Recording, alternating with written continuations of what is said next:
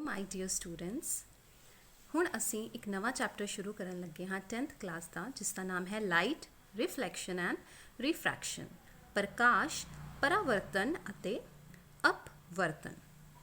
ਇਸ ਚੈਪਟਰ ਵਿੱਚ ਅਸੀਂ ਪ੍ਰਕਾਸ਼ ਕੀ ਹੈ ਉਸ ਬਾਰੇ ਜਾਣਾਂਗੇ, ਪਰਾਵਰਤਨ ਯਾਨੀ ਕਿ ਰਿਫਲੈਕਸ਼ਨ ਬਾਰੇ ਜਾਣਾਂਗੇ, ਅਪਵਰਤਨ ਯਾਨੀ ਕਿ ਰਿਫਰੈਕਸ਼ਨ ਬਾਰੇ ਜਾਣਾਂਗੇ। ਸਭ ਤੋਂ ਪਹਿਲਾਂ ਅਸੀਂ ਸ਼ੁਰੂ ਕਰਦੇ ਹਾਂ ਵਾਟ ਇਜ਼ ਲਾਈਟ, ਪ੍ਰਕਾਸ਼ ਕੀ ਹੈ। ਇਮੈਜਿਨ ਕਰੋ ਕਿ ਤੁਸੀਂ ਆਪਣੇ ਸਟੋਰ ਵਿੱਚ ਕੋਈ ਚੀਜ਼ ਲੱਭਣ ਲਈ ਜਾਂਦੇ ਹੋ ਤੇ ਇੱਕਦਮ ਉੱਥੇ ਲਾਈਟ ਚਲੀ ਜਾਂਦੀ ਹੈ, ਤਾਂ ਤੁਸੀਂ ਕੀ ਕਰਦੇ ਹੋ? ਤੁਸੀਂ ਟਾਰਚ ਦੀ ਸਹਾਇਤਾ ਨਾਲ ਆਪਣੀ ਉਸ ਵਸਤੂ ਨੂੰ ਲੱਭਣ ਦੀ ਕੋਸ਼ਿਸ਼ ਕਰਦੇ ਹੋ ਤੇ ਤੁਸੀਂ ਇਹ ਅਨੁਭਵ ਕਰਦੇ ਹੋ ਕਿ ਤੁਸੀਂ ਸਿਰਫ ਉਹੀ ਵਸਤੂ ਵੇਖ ਸਕਦੇ ਹੋ ਜਿਸ ਉੱਤੇ ਤੁਹਾਡੀ ਟਾਰਚ ਦਾ ਪ੍ਰਕਾਸ਼ ਪੈ ਰਿਹਾ ਹੁੰਦਾ ਹੈ, ਜਦਕਿ ਉਸਦੇ ਆਲੇ ਦੁਆਲੇ ਵਾਲੀਆਂ ਵਸਤੂਆਂ ਨਹੀਂ ਵੇਖ ਸਕਦੇ। ਅਜਿਹਾ ਕਿਉਂ?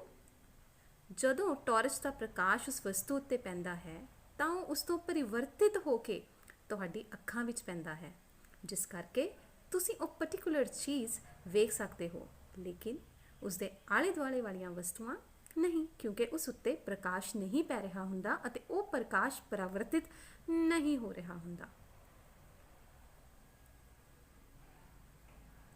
ਦਿਨ ਵੇਲੇ ਜਦੋਂ ਅਸੀਂ ਬਾਹਰ ਹੁੰਦੇ ਹਾਂ, ਸੂਰਜ ਦੀ ਰੋਸ਼ਨੀ ਚਾਰੋਂ ਤਰਫ ਪੈ ਰਹੀ ਹੁੰਦੀ ਹੈ ਅਤੇ ਹਰ ਇੱਕ ਸਤਹ ਤੋਂ ਪਰਿਵਰਤਿਤ ਹੋ ਕੇ ਤੁਹਾਡੀਆਂ ਅੱਖਾਂ ਉੱਤੇ। ਚਲੋ ਸਟੂਡੈਂਟਸ, ਹੁਣ ਅਸੀਂ ਇਸ ਨੂੰ ਇੱਕ ਸਿੰਪਲ ਜਿਹੇ ਡਾਇਗਰਾਮ ਦੇ ਨਾਲ ਸਮਝਣ ਦੀ ਕੋਸ਼ਿਸ਼ ਕਰਦੇ ਹਾਂ। ਇਹ ਹੈ ਇੱਕ ਪਰਾਵਰਤਿਤ ਸਤਹ, ਕੋਈ ਅਜਿਹੀ ਚੀਜ਼ ਜਿਸ ਦੇ ਉੱਤੇ ਪ੍ਰਕਾਸ਼ ਦੀ ਕਿਰਨ ਜਦੋਂ ਪੈਂਦੀ ਹੈ ਤਾਂ ਉਹ ਪ੍ਰਕਾਸ਼ ਦੀ ਕਿਰਨ ਪਰਾਵਰਤਿਤ ਹੋ ਜਾਂਦੀ ਹੈ ਅਤੇ ਪਰਾਵਰਤਿਤ ਹੋ ਕੇ ਜਦੋਂ ਤੁਹਾਡੀਆਂ ਅੱਖਾਂ 'ਤੇ ਪੈਂਦੀ ਹੈ ਤਾਂ ਤੁਸੀਂ ਉਸ ਪਰਟੀਕੂਲਰ ਚੀਜ਼ ਨੂੰ ਵੇਖ ਸਕਦੇ ਹੋ। ਹੁਣ ਤੁਸੀਂ ਇਸ ਡਾਇਗਰਾਮ ਵਿੱਚ ਦੇਖੋਗੇ ਕਿ ਇਹ ਮੈਂ ਇੱਕ ਪਰਾਵਰਤਿਤ ਸਤਹ ਬਣਾਈ ਹੈ। ਜਦੋਂ ਪ੍ਰਕਾਸ਼ ਦੀ ਕਿਰਨ ਇਸ ਸਤਹ ਉੱਤੇ ਪਈ ਤਾਂ ਉਹ ਪਰਾਵਰਤਿਤ ਹੋ ਕੇ ਆਪਣਾ ਪਾਥ ਬਦਲ ਲੈਂਦੀ ਹੈ ਅਤੇ ਜੇਕਰ ਉਹ ਤੁਹਾਡੀ ਅੱਖਾਂ 'ਤੇ ਪੈਂਦੀ ਹੈ ਤਾਂ ਤੁਸੀਂ ਉਹ ਚੀਜ਼ ਵੇਖ ਸਕਦੇ ਹੋ। ਹੁਣ ਇੱਥੇ ਤੁਸੀਂ ਇੱਕ ਚੀਜ਼ ਜ਼ਰੂਰ ਵੇਖੋ, ਇਹ ਮੈਂ ਲਿਖਿਆ ਹੈ ਆਪਤਿਤ ਕਿਰਨ। ਪ੍ਰਕਾਸ਼ ਦੀ ਉਹ ਕਿਰਨ ਜਿਹੜੀ ਕਿ ਕਿਸੇ ਸਤਹ ਉੱਤੇ ਪੈਂਦੀ ਹੈ, ਰਾਈਟ, ਉਸਨੂੰ ਅਸੀਂ ਬੋਲਦੇ ਹਾਂ ਆਪਤਿਤ ਕਿਰਨ। ਅਤੇ ਜਿਹੜੀ ਉਹੀ ਕਿਰਨ ਸਤਹ ਉੱਤੇ ਪੈ ਕੇ ਪਰਾਵਰਤਿਤ ਹੋ ਜਾਂਦੀ ਹੈ, ਮੁੜ ਜਾਂਦੀ ਹੈ। ਹੁਣ ਅਸੀਂ ਉਸ ਕਿਰਨ ਨੂੰ ਕੀ ਕਹਿੰਦੇ ਹਾਂ? ਪਰਾਵਰਤਿਤ ਕਿਰਨ। ਉਹ ਕਿਰਨ, ਉਹ ਪ੍ਰਕਾਸ਼ ਦੀ ਉਹ ਕਿਰਨ ਜਿਹੜੀ ਕਿ ਰਿਫਲੈਕਟਿੰਗ ਸਰਫੇਸ ਉੱਤੇ, ਪਰਾਵਰਤਿਤ ਸਤਹ ਉੱਤੇ ਪੈਂਦੀ ਹੈ, ਉਹ ਆਪਤਿਤ ਕਿਰਨ ਹੈ। ਅਤੇ ਜਿਹੜੀ ਕਿਰਨ ਪਰਾਵਰਤਿਤ ਸਤਹ ਤੋਂ ਪਰਾਵਰਤਿਤ ਹੋ ਕੇ ਵਾਪਿਸ ਮੁੜ ਜਾਂਦੀ ਹੈ, ਉਸਨੂੰ ਅਸੀਂ ਬੋਲਦੇ ਹਾਂ ਪਰਾਵਰਤਿਤ ਕਿਰਨ। ਡੀਅਰ ਸਟੂਡੈਂਟਸ, ਅਸੀਂ ਛੋਟੀ ਕਲਾਸਾਂ ਵਿੱਚ ਵੀ ਇਹ ਦੋ ਨਿਯਮ ਪੜ੍ਹੇ ਨੇ। ਅਸੀਂ ਪੜ੍ਹਾਂਗੇ ਪਰਾਵਰਤਨ ਦੇ ਨਿਯਮ। ਆਓ ਇੱਕ ਵਾਰ ਇਹਨਾਂ ਨਿਯਮਾਂ ਨੂੰ ਦੁਬਾਰਾ ਵੇਖ ਲੈਂਦੇ ਹਾਂ। ਪਰਾਵਰਤਨ ਦੇ ਨਿਯਮ ਨੇ ਉਹ ਜਿਹੜੇ ਦੋ ਨਿਯਮ ਹੁੰਦੇ ਨੇ। ਪਹਿਲਾ ਨਿਯਮ ਕੀ ਹੈ?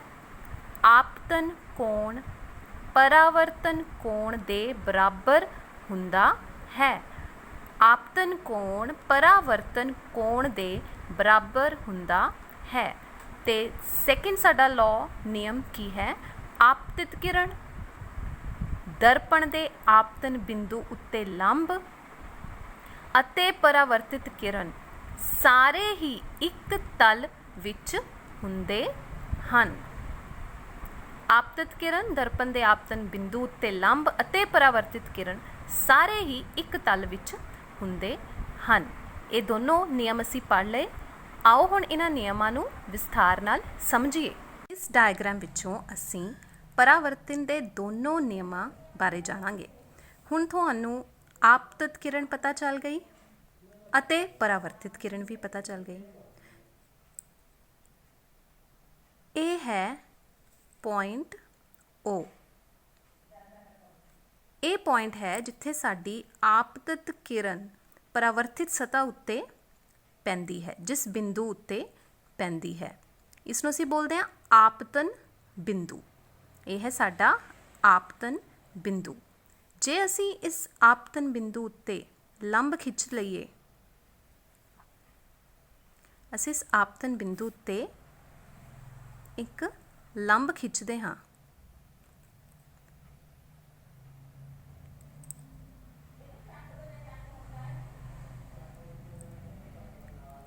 ਹੁਣ ਵੇਖੋ ਸਾਡੇ ਕੋਲ ਦੋ ਕੋਣ ਬਣ ਜਾਂਦੇ ਹਨ। ਇਹ ਸਾਡਾ ਹੈ ਦਰਪਣ ਦੇ ਆਪਤਨ ਬਿੰਦੂ ਉੱਤੇ ਲੰਬ।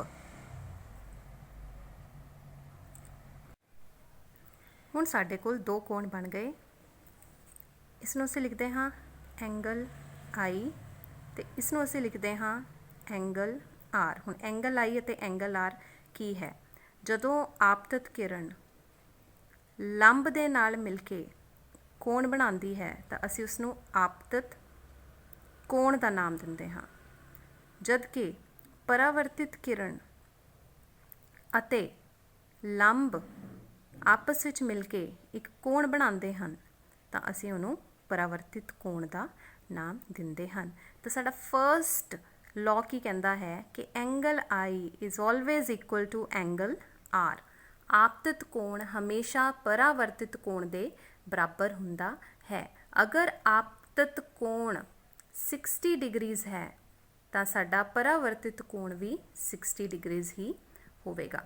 ਜੇ ਸਾਡਾ ਆਪਤਨ ਕੋਣ 30 ਡਿਗਰੀਜ਼ ਹੈ ਤਾਂ ਸਾਡਾ ਪਰਾਵਰਤਿਤ ਕੋਣ ਵੀ 30 ਡਿਗਰੀਜ਼ ਹੋਵੇਗਾ। ਠੀਕ ਹੈ, ਤਾਂ ਸਾਡਾ ਪਹਿਲਾ ਨਿਯਮ ਕੀ ਕਹਿੰਦਾ ਹੈ? ਆਪਤਨ ਕੋਣ ਹਮੇਸ਼ਾ ਪਰਾਵਰਤਨ ਕੋਣ ਦੇ ਬਰਾਬਰ ਹੁੰਦਾ ਹੈ। ਤੇ ਸਾਡਾ ਦੂਜਾ ਨਿਯਮ ਕੀ ਕਹਿੰਦਾ ਹੈ? ਆਪਤਤ ਕਿਰਨ, ਪਰਾਵਰਤਿਤ ਕਿਰਨ ਅਤੇ ਆਪਤਨ ਬਿੰਦੂ ਉੱਤੇ ਖਿੱਚਿਆ ਹੋਇਆ ਲੰਬ ਤਿੰਨੋਂ ਹਮੇਸ਼ਾ ਇੱਕ ਹੀ ਤਲ ਉੱਤੇ ਹੁੰਦੇ ਹਨ। ਡੀਅਰ ਸਟੂਡੈਂਟਸ, ਹਲੇ ਤੱਕ ਅਸੀਂ ਪੜ੍ਹਿਆ ਕਿ ਲਾਈਟ ਸਾਡੀ ਕਿਵੇਂ ਵੇਖਣ ਵਿੱਚ ਮਦਦ ਕਰਦੀ ਹੈ, ਪ੍ਰਕਾਸ਼ ਕੀ ਹੈ, ਅਤੇ ਲਾਈਟ ਸਾਨੂੰ ਚੀਜ਼ਾਂ ਵੇਖਣ ਵਿੱਚ ਹੈਲਪ ਕਰਦੀ ਹੈ ਕਿਉਂਕਿ ਉਹਦੀਆਂ ਪ੍ਰੋਪਰਟੀਜ਼ ਨੇ। ਕਿਹੜੀ ਪ੍ਰੋਪਰਟੀ ਹੈ? ਪਰਾਵਰਤਨ। ਪਰਾਵਰਤਨ ਕਰਕੇ ਹੀ ਅਸੀਂ ਚੀਜ਼ਾਂ ਨੂੰ ਵੇਖ ਸਕਦੇ ਹਾਂ। ਪ੍ਰਕਾਸ਼ ਦੇ ਪਰਾਵਰਤਨ ਕਰਕੇ ਹੀ ਅਸੀਂ ਆਪਣੇ ਆਲੇ ਦੁਆਲੇ ਦੀਆਂ ਚੀਜ਼ਾਂ ਨੂੰ ਵੇਖ ਸਕਦੇ ਹਾਂ। ਅਸੀਂ ਇਹ ਪੜ੍ਹਿਆ ਹੈ ਤੇ ਅਸੀਂ ਪਰਾਵਰਤਨ ਦੇ ਦੋ ਨਿਯਮ ਵੀ ਪੜ੍ਹੇ ਹਨ। ਹੁਣ ਜਿਹੜਾ ਸਾਡਾ ਚੈਪਟਰ ਹੈ ਉਹਦਾ ਨਾਮ ਹੈ ਰਿਫਲੈਕਸ਼ਨ ਐਂਡ ਰੀਫਰੈਕਸ਼ਨ। ਪ੍ਰਕਾਸ਼, ਪਰਾਵਰਤਨ ਅਤੇ ਅਪਵਰਤਨ। ਹੁਣ ਅਸੀਂ ਇਹ ਦੋਨਾਂ ਨੂੰ ਵਿਸਥਾਰ ਨਾਲ ਸਮਝਾਂਗੇ ਕਿ ਪਰਾਵਰਤਨ ਕੀ ਹੈ ਅਤੇ ਅਪਵਰਤਨ ਕੀ ਹੈ। ਪ੍ਰਕਾਸ਼ ਦੀਆਂ ਇਹ ਦੋ ਪ੍ਰੋਪਰਟੀਜ਼ ਨੇ, ਪਰਾਵਰਤਨ ਅਤੇ ਅਪਵਰਤਨ। ਤੇ ਪ੍ਰਕਾਸ਼ ਦੀ ਇਹ ਦੋਨੋਂ ਪ੍ਰੋਪਰਟੀਜ਼ ਸਾਡੇ ਰੋਜ਼ਾਨਾ ਜੀਵਨ ਵਿੱਚ ਕਿੱਥੇ ਵਰਤੀਆਂ ਜਾਂਦੀਆਂ ਹਨ? ਇਹ ਦੋਨਾਂ ਪ੍ਰੋਪਰਟੀਜ਼ ਕਰਕੇ ਅਸੀਂ ਆਪਣੀ ਡੇਲੀ ਲਾਈਫ ਦੇ ਵਿੱਚ ਕੀ ਕੀ ਚੀਜ਼ਾਂ ਅਨੁਭਵ ਕਰਦੇ ਹਾਂ ਉਹ ਅਸੀਂ ਹੁਣ ਪੜ੍ਹਾਂਗੇ। ਡੀਅਰ ਸਟੂਡੈਂਟਸ, ਪਰਾਵਰਤਨ ਅਤੇ ਅਪਰਾਵਰਤਨ ਜੋ ਕਿ ਪ੍ਰਕਾਸ਼ ਦੀਆਂ ਦੋ ਪ੍ਰੋਪਰਟੀਜ਼ ਨੇ, ਇਹਨਾਂ ਦੋਨਾਂ ਦੇ ਵਿੱਚ ਫ਼ਰਕ ਸਮਝਣ ਲਈ ਮੈਂ ਇੱਕ ਵੈਰੀ ਸਿੰਪਲ ਡਾਇਗਰਾਮ ਡਰਾ ਕੀਤਾ ਹੈ। ਇਹਦੇ ਨਾਲ ਤੁਸੀਂ ਸਮਝ ਸਕਦੇ ਹੋ ਕਿ ਪਰਾਵਰਤਨ ਅਤੇ ਅਪਵਰਤਨ ਪ੍ਰਕਾਸ਼ ਦੀਆਂ ਜਿਹੜੀਆਂ ਦੋਨੋਂ ਪ੍ਰੋਪਰਟੀਜ਼ ਨੇ ਉਹਨਾਂ ਵਿੱਚ ਫ਼ਰਕ ਕੀ ਹੈ। ਪਰਾਵਰਤਨ ਅਸੀਂ ਪਹਿਲਾਂ ਪੜ੍ਹ ਚੁੱਕੇ ਹਾਂ, ਰਾਈਟ। ਇਹ ਤੁਸੀਂ ਇੱਕ ਪਰਾਵਰਤਿਤ ਸਤ੍ਹਾ ਦੇਖ ਰਹੇ ਹੋ। ਪਰਾਵਰਤਨ ਦੇ ਵਿੱਚ ਇੱਕ ਪਰਾਵਰਤਿਤ ਸਤ੍ਹਾ ਹੈ, ਅਜਿਹੀ ਸਤ੍ਹਾ ਜਿਹਦੇ ਉੱਤੇ ਪ੍ਰਕਾਸ਼ ਦੀ ਜਦੋਂ ਕਿਰਨ ਪੈਂਦੀ ਹੈ ਤਾਂ ਉਹ ਪਰਾਵਰਤਿਤ ਹੋ ਕੇ ਆਪਣਾ ਪਾਥ ਬਦਲ ਲੈਂਦੀ ਹੈ। ਲੇਕਿਨ ਅਪਵਰਤਨ ਕੀ ਹੈ? ਅਪਵਰਤਨ ਦੇ ਵਿੱਚ ਪ੍ਰਕਾਸ਼ ਦੀ ਕਿਰਨ ਜਦੋਂ ਇੱਕ ਸਤ੍ਹਾ ਉੱਤੇ ਪੈਂਦੀ ਹੈ ਤਾਂ ਉਹ ਉਸ ਸਤ੍ਹਾ ਤੋਂ ਪਰਾਵਰਤਿਤ ਨਹੀਂ ਹੁੰਦੀ। ਹੁਣ ਇਹ ਇੱਕ ਪਰਾਵਰਤਿਤ ਸਤ੍ਹਾ ਨਹੀਂ ਹੈ, ਜਦੋਂ ਕਿ ਪਰਾਵਰਤਨ ਦੇ ਵਿੱਚ ਇਹ ਇੱਕ ਪਰਾਵਰਤਿਤ ਸਤ੍ਹਾ ਹੈ, ਜਦਕਿ ਅਪਵਰਤਨ ਦੇ ਵਿੱਚ ਪਰਾਵਰਤਿਤ ਸਤ੍ਹਾ ਨਹੀਂ ਹੈ। ਜਦੋਂ ਪ੍ਰਕਾਸ਼ ਦੀ ਕਿਰਨ ਇੱਕ ਸਤ੍ਹਾ ਉੱਤੇ ਪੈਂਦੀ ਹੈ ਤਾਂ ਉਹ ਉਸ ਸਤ੍ਹਾ ਨੂੰ ਪਾਰ ਕਰਕੇ ਦੂਜੇ ਪਾਸੇ ਨਿਕਲ ਜਾਂਦੀ ਹੈ। ਹੁਣ ਮੈਂ ਇੱਥੇ ਲਿਖਿਆ ਹੈ ਮਾਧਿਅਮ 1 ਅਤੇ ਮਾਧਿਅਮ 2। ਮਾਧਿਅਮ 1 ਅਤੇ ਮਾਧਿਅਮ 2 ਦਾ ਇਹ ਮਤਲਬ ਹੈ ਕਿ ਮਾਈਟ ਵੀ ਇਹ ਹੋ ਸਕਦਾ ਹੈ ਕਿ ਇੱਥੇ ਏਅਰ ਅਤੇ ਇੱਥੇ ਗਲਾਸ। ਇਹ ਮਾਧਿਅਮ ਕੀ ਹੈ? ਹਵਾ। ਅਤੇ ਇੱਧਰ ਮਾਧਿਅਮ ਕੀ ਹੈ? ਗਲਾਸ। ਜਦੋਂ ਤੇ ਇਹ ਇੱਕ ਸਤ੍ਹਾ ਹੈ ਜਿਹਨੂੰ ਕਿ ਸਾਡੀ ਪ੍ਰਕਾਸ਼ ਦੀ ਕਿਰਨ ਪਾਰ ਕਰਦੀ ਹੈ। ਤਾਂ ਅਪਰਾਵਰਤਨ ਦੇ ਵਿੱਚ ਸਾਡੀ ਪ੍ਰਕਾਸ਼ ਦੀ ਕਿਰਨ ਇੱਕ ਮਾਧਿਅਮ ਤੋਂ ਦੂਜੇ ਮਾਧਿਅਮ ਵਿੱਚ ਜਾਂਦੀ ਹੈ, ਜਦ ਕਿ ਪਰਾਵਰਤਨ ਦੇ ਵਿੱਚ ਪ੍ਰਕਾਸ਼ ਦੀ ਕਿਰਨ ਪਰਾਵਰਤਿਤ ਸਤ੍ਹਾ ਉੱਤੇ ਪੈ ਕੇ ਪਰਾਵਰਤਿਤ ਹੋ ਕੇ ਆਪਣਾ ਵਾਪਿਸ ਪਰਾਵਰਤਿਤ ਹੋ ਜਾਂਦੀ ਹੈ। ਪ੍ਰਕਾਸ਼ ਦੀ ਕਿਰਨ ਸਤ੍ਹਾ ਉੱਤੇ ਪੈ ਕੇ ਪਰਾਵਰਤਿਤ ਹੋ ਜਾਂਦੀ ਹੈ, ਜਦਕਿ ਅਪਵਰਤਨ ਵਿੱਚ ਪ੍ਰਕਾਸ਼ ਦੀ ਕਿਰਨ ਇੱਕ ਮਾਧਿਅਮ ਤੋਂ ਦੂਜੇ ਮਾਧਿਅਮ ਵਿੱਚ ਆਉਂਦੀ ਹੈ, ਪਰ ਉਹ ਪਰਾਵਰਤਿਤ ਨਹੀਂ ਹੁੰਦੀ। ਹੁਣ ਇਹ ਪਰਾਵਰਤਨ ਅਤੇ ਅਪਪਰਾਵਰਤਨ ਸਾਡੀ ਡੇਲੀ ਲਾਈਫ ਵਿੱਚ ਕਿੱਥੇ ਯੂਜ਼ ਹੁੰਦਾ ਹੈ, ਅਸੀਂ ਪਹਿਲਾਂ ਐਗਜ਼ਾਮਪਲਸ ਪੜ੍ਹਾਂਗੇ ਅਤੇ ਫਿਰ ਡਿਟੇਲ ਦੇ ਵਿੱਚ ਪਰਾਵਰਤਨ ਅਤੇ ਅਪਪਰਾਵਰਤਨ ਨੂੰ ਪੜ੍ਹਾਂਗੇ। ਤੁਸੀਂ ਵੇਖ ਸਕਦੇ ਹੋ ਕਿ ਪਰਾਵਰਤਨ ਦੇ ਥੱਲੇ ਮੈਂ ਦਰਪਣ ਲਿਖਿਆ ਅਤੇ ਅਪਵਰਤਨ ਦੇ ਥੱਲੇ ਮੈਂ ਲਿਖਿਆ ਹੈ ਲੈਂਸ। ਇਹ ਕਿਉਂ?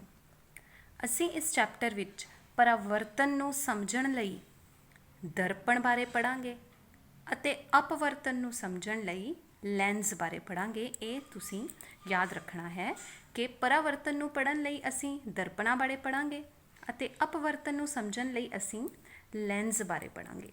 ਦਰਪਣ ਦੇ ਵਿੱਚ ਅਸੀਂ ਕੀ ਕੀ ਸਟੱਡੀ ਕਰਾਂਗੇ? ਦਰਪਣ ਦੋ ਤਰ੍ਹਾਂ ਦੇ ਹੁੰਦੇ ਨੇ, ਸਮਤਲ ਦਰਪਣ ਅਤੇ ਗੋਲਾਕਾਰ ਦਰਪਣ। ਅੱਗੇ ਜਿਹੜੇ ਗੋਲਾਕਾਰ ਦਰਪਣ ਨੇ ਉਹ ਦੋ ਤਰ੍ਹਾਂ ਦੇ ਨੇ, ਅਵਤਲ ਦਰਪਣ ਅਤੇ ਉੱਤਲ ਦਰਪਣ।